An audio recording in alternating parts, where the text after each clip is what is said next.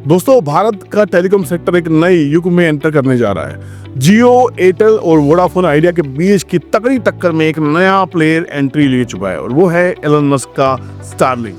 Starlink जो दुनिया भर में satellite based internet services provide करता है, अब भारत में भी अपनी जगह बनाने के लिए तैयार है। लेकिन सवाल यह उठता है कि क्या स्टारलिंक का आना जियो और एयरटेल के लिए नया चैलेंज होने वाला है? क्या वोडाफोन आइडिया, जिसे हम वीआई के नाम से जानते हैं, इस नए कंपटीशन को झेल पाएगा? और हम इंटरनेट यूजर्स के लिए सबसे बड़ा ऑप्शन क्या होगा, ये सब हम इस एनालिसिस में जानने की कोशिश करेंगे।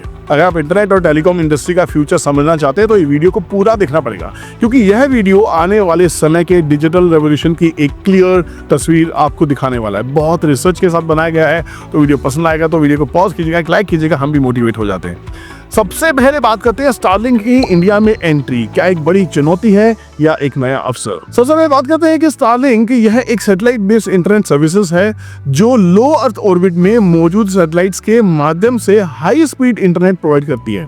एलन मस्क का यह प्रोजेक्ट उन लोगों के लिए एक बून बन सकता है जो रूरल और रिमोट एरियाज में रहते हैं, जहां फाइबर, ब्रॉडबैंड और 5G पहुंचाना मुश्किल होता है। लेकिन सवाल यह है कि भारत जैसे देश में जहां ऑलरेडी जियो और एयरटेल जैसे टेलीकॉम जायंट्स ब्रॉडबैंड और 5G के माध्यम से हाई स्पीड इंटरनेट प्रोवाइड कर रहे हैं, वहां स्टारलिंक क्या अपनी जगह बना पाएगी?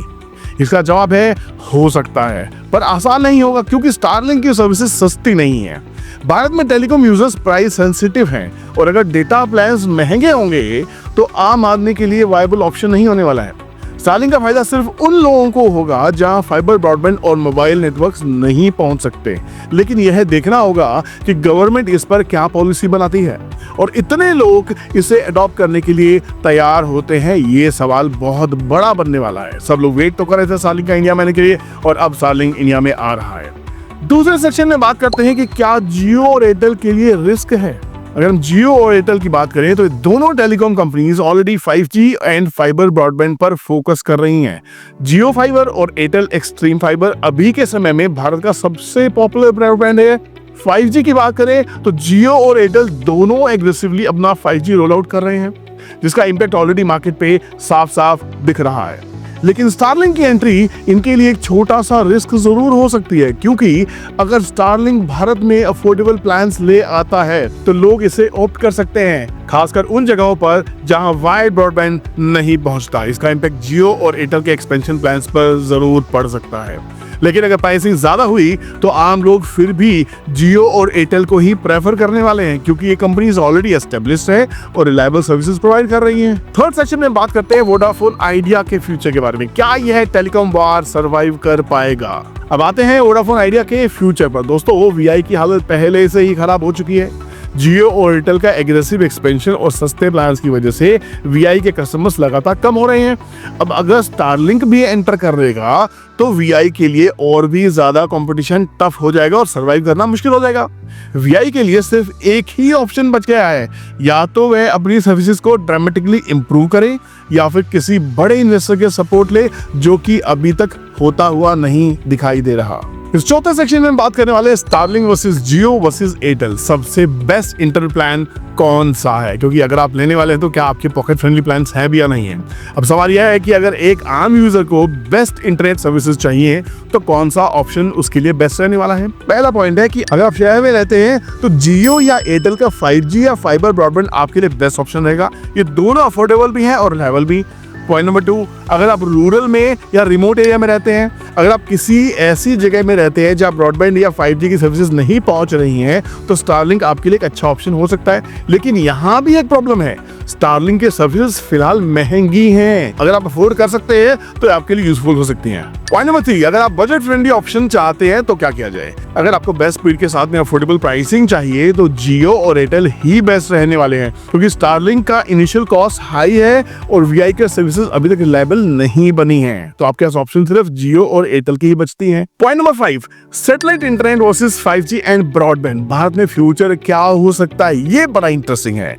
ये तो तय है कि भारत में इंटरनेट का फ्यूचर ब्राइट है।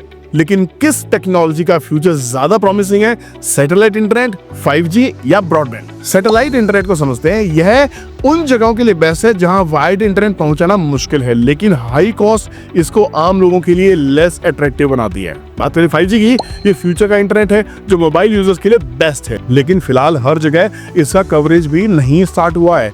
अगर फाइबर ब्रॉडबैंड की बात करें, ये सबसे रिलायबल और कॉस्ट इफेक्टिव ऑप्शन होता है जिसमें सबसे ज्यादा ग्रोथ होने वाली है। तो अगर देखा जाए तो जियो और एयरटेल का फ्यूचर ज्यादा ब्राइट दिखाई देता है, जब तक कि स्टारलिंक अपनी सर्विसेज को और सस्ता नहीं बनाता। घूम फिर के कंक्लूजन की बात करते हैं ना दोस्तों, अभी क्लियर हो गया है कि भारत का इंटरनेट का फ्यूचर काफी एक्साइटिंग होने वाला है। जियो, एयरटेल, वीआई और स्टारलिंक सभी एक दूसरे से कम्पीट कर रहे हैं और हम यूजर्स के लिए नए नए ऑप्शंस लेके आ रहे हैं। लेकिन अभी के समय में अगर बेस्ट इंटरनेट चूज करना है तो यह आपकी लोकेशन और बजट पर डिपेंड करने वाला है। आपको क्या लगता है, क्या स्टारलिंक जियो और एयरटेल को टक्कर दे पाएगा या फिर सिर्फ एक प्रीमियम सर्विसेज बनकर रह जाएगा? आपका विचार हम कमेंट सेक्शन में जानना जरूर चाहेंगे। हाल फिलहाल की जो लेटेस्ट डेवलपमेंट दिखाई दे रही हैं, वो भारतीय एयरटेल और जियो ने दोनों ने स्टारलिंक से हाथ मिला लिया है और वीआई ने 5G को रोल आउट करना फास्ट स्टार्ट कर दिया है। सवाल ये खड़ा होता है कि जो वीआई की फाइनेंशियल कंडीशन है वो बहुत ज्यादा खराब है। 2.5 लाख करोड़ से ज्यादा का कर्जा है। बार बार उनके एजीआर की जो अपील है कोर्ट नकारती जा रही है। तो यहाँ पे वीआई का इस गेम में सस्टेन करना बड़ा चैलेंजिंग हो गया है। वीआई को चाहिए कोई ऐसा इन्वेस्टर जो उसके कर्जे झेल पाए। सरकार क्या 1 लाख करोड़ से ज्यादा की कोई माफी दे सकती है? ये बहुत बड़े सवाल हैं। ये बैटिंग की जा रही है, एनालिसिस किया जा रहा है, सोचा जा रहा है, बट सरकार ये भी कह रही है साथ साथ में कि भैया हम इस देश में रहते हैं जहाँ पे एक हेल्दी कंपटीशन बहुत ज्यादा जरूरी है।